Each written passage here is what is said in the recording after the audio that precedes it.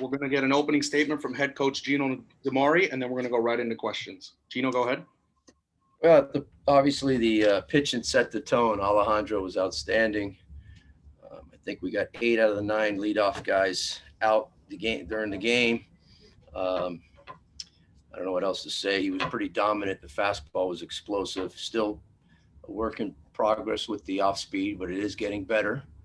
And when it does, I mean, it's going to be really amazing. This guy's just a dominant pitcher. Their coach after the game had told me it's the best pitcher best arm he's ever seen since he's been in the ACC. So, it says something right there. John's been around a little while. So anyways, great job. Shutout. Very happy with the staff. Wenger came in and did his job, and Carson did as well. We're still a work in progress with our lineup. It's amazing. We came out, scored 3 runs early. I'm going, okay, here we go. And then just kind of stagnant the rest of the game. And again, they've got a ton of lefties. I think I asked their coach afterward I've never seen so many lefties on a team before, but we've got to be able to do a better job with, the guys they're bringing out. And we're still working on the lineup. We're still trying to figure it out. You saw we played a few different guys, and we'll continue to keep doing that with lefties. I think they're throwing a righty tomorrow. If they do, you'll see probably a little bit different lineup there, and some more guys in the lineup left-handed, and maybe, different things there. But anyways, very happy. Bounce back from yesterday. Very happy. Now we got a chance to win the series tomorrow. All right, Gino, our first question for you comes from Christopher Stock of Inside the U. Chris, go ahead. Yeah, sticking with Alejandro, a lot of things are impressive, the velocity, things like that, but just his poise, he only had the 1 walk. Just sometimes young guys that throw hard like that, or their control could be a little off, but he seems to be pretty locked in. Just how impressive is that? Just, again, only second start. Yeah, very impressive. He had that, though, from when he came here. He's a guy that has feel.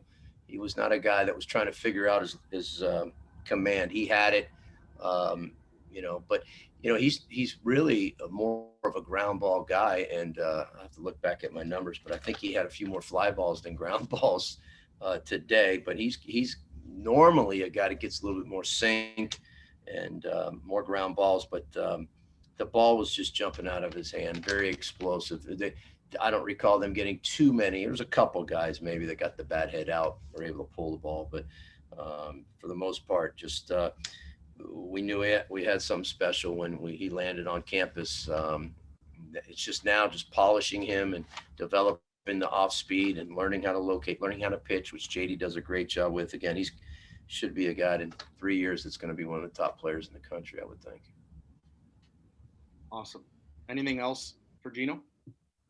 Yeah, I'll keep asking, I guess. The lineup, Gino, just the strikeouts were down, but the singles are there. Just, is there anything you can pinpoint maybe as a lineup as a whole, as what you're seeing from your group? I don't know. It is kind of tough to figure out right now. Just again, trying to feel. Yeah, I was trying to get more left right in there. I mean, we go with those first 2 guys left, but then after that we went left right. Throughout or right left after the first 2 lefties, and try to change it up a little bit. But there's just not enough we're not putting enough good at bats together. And you mentioned singles. Yeah, we're not driving the ball either. I mean, we're really more of a power hitting team, although we had a few power guys maybe not in the lineup, but still that's kind of what we're known for. And I don't recall too many balls that were hit. Terrell just missed one. I know he hit the deep center, but other than that, I don't recall too many balls that were hit. We hit a few balls hard, but not driving the ball like you'd like to get some extra base hits. But you know what? It's there. It'll come. It's just we're just still trying to get a feel for it. But again, I do think you got to credit Virginia Tech. This is probably the best Virginia Tech team I've seen since I've been in the ACC, and their pitchers. I mean, guys are left-handed. They're throwing from funky deliveries. They're 88 to 91, 92. They got good breaking balls. They're challenging our guys. They're a challenge for our guys. Again, because we do have a number of lefties in the lineup, and it's just a funky look. And you got to remember, we don't have a lot of lefties on our team. And so our guys hadn't faced a lot of lefties in inter squads. So it's something that they got to have to get accustomed to and develop as time goes through the year. Just And wanted to ask you about Adam Frank. He gets the opportunity and he delivers. You got to feel good for a guy like that. And also, it obviously was a huge hit for you guys the way it played out. Yeah, that was big. His first at bat, hit the ball hard, right it back up the middle. Always great guy getting his first hit as a Cane and his first RBI. I told him, of course, I'd like for him to give a better at bat the next time he came up. We had a guy on the third base, less than 2 outs, and he did not give a very good at bat. But he's a guy that has swung the bat well for us in the fall and spring. Been one of the more consistent hitters. Just finding him a place to play in the field has been a little difficult. And so we've kind of played him a little at second, third, and even some outfield, but more in the infield in the spring.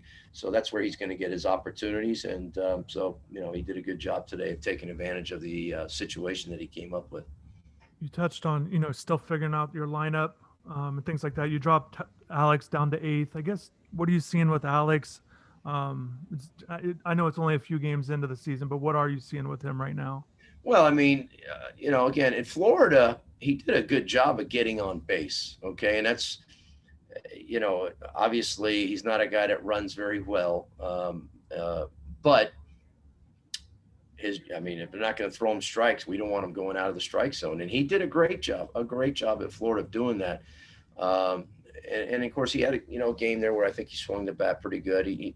The problem is like last night, he came up in a couple situations there and, 3 pitches above his chest that he's swinging at. He can't do that. And that was in a situation we had a man on third base, less than 2 outs, and it was 1, 2, 3.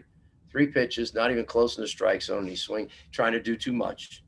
And he came up again another time with the bases loaded, 1 out, and they threw him. I think he got the count to 3-0. Actually, we took a pitch, and then he went 3-1 and fastball by him, and then 3-2, and he hit the weak fly ball to left that we were able to tag up on, but.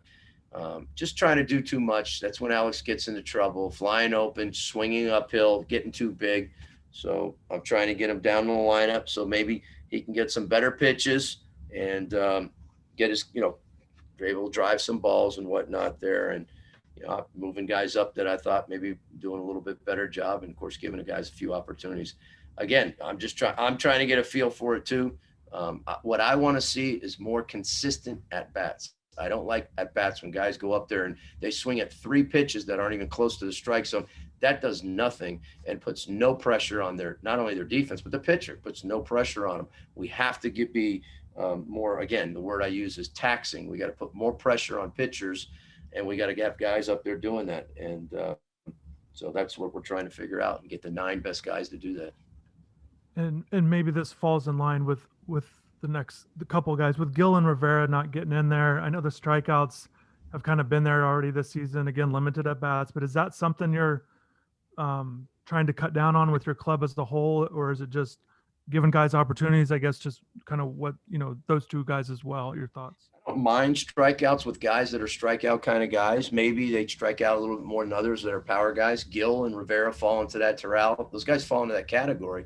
I don't mind it if they're given good at bats. When I mind it is if it's just 3 pitches, ball in the dirt, ball up at the head level, and they're swinging at it, and just there's no approach whatsoever, and that I don't like that. That's not going to work. We don't need guys like that to be given at bats like that. So it's not so much the strikeout as opposed to how the strikeout is occurring. That's the problem that I have. It's putting no pressure on the pitcher. Anybody can throw a ball in the dirt or high up above at the chest level. And if a hitter's going to chase it makes it very, very easy on the pitcher.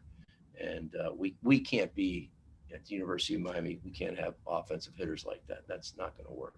And just one last lineup thing with Adrian Del Castillo at catcher. He's caught your games. You haven't had the midweek. Do you plan on catching him tomorrow? Have you made a decision on that? Would you like to get Jared in there maybe like you've done in the past? Yeah, I'd like to get both. I'd like to play Jared. I'd like to play a lot of guys. There's a lot of guys I'd like to get a look at.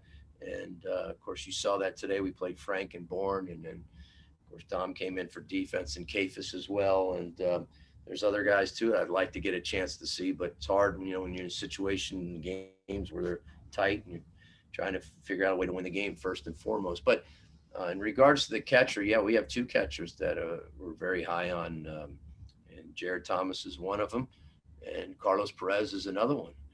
So, playing only 3 games, weekends, Dell's going to catch. I mean, obviously he's fresh enough to do that. I mean, heck, pro ball, you're playing almost every day. So 3 games a week's not a lot. Now, when we get into midweek games, then we're going to start putting some guys. We'll probably be giving some guys other chances and maybe DH Dell. But, I mean, again, even 4 games is not a lot out of 7 days for a catcher to catch compared to what they're going to do in pro ball. But, at some point, yes, I'd like to play these other guys because you got to prepare these other guys too. We got to develop these other guys as well.